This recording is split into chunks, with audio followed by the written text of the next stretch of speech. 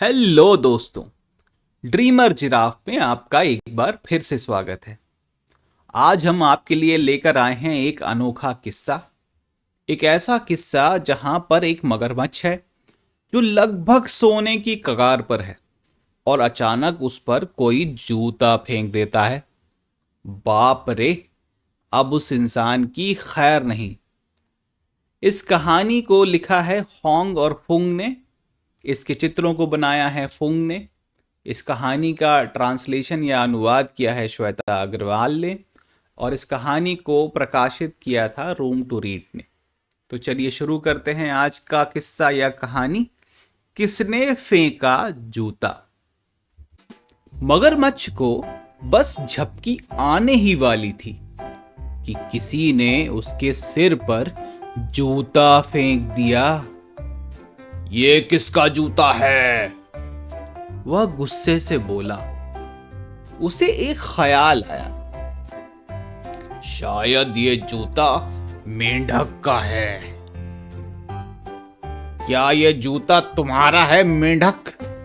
मगरमच्छ ने पूछा। मेरा पैर उस जूते के हिसाब से बहुत छोटा है, मेंढक ने घबरा कर जवाब दिया। अच्छा ऐसा है। मगरमच्छ वापस चला गया। फिर उसे एक और ख्याल आया, यह जूता पक्का शुतुरमुर्ग का ही होगा। मगरमच्छ बोला, यह रहा तुम्हारा जूता शुतुरमुर्ग। लेकिन मेरा पैर उस चौड़े जूते के हिसाब से बहुत पतला है। शुतुरमुर्ग घबरा गया। ऐसा क्या? मगरमच्छ को गुस्सा आ रहा था। उसने सोचा, यह जूता जरूर इन्हीं खरगोशों में से किसी एक का होगा। वह गुर्राया, यह जूता किसका है? खरगोश डर के मारे कांप गए। नहीं नहीं, हमारे पैर उस जूते के हिसाब से बहुत लंबे हैं।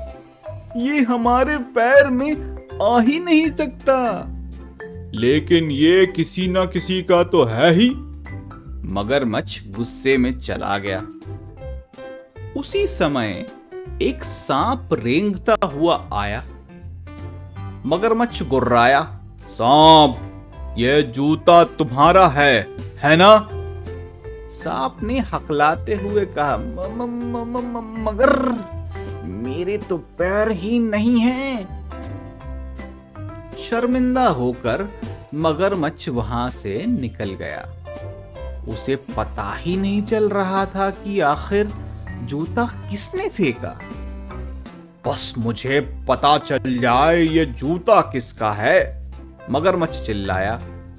मैं उसे ऐसा सबक सिखाऊंगा कि वह हमेशा याद रखेगा।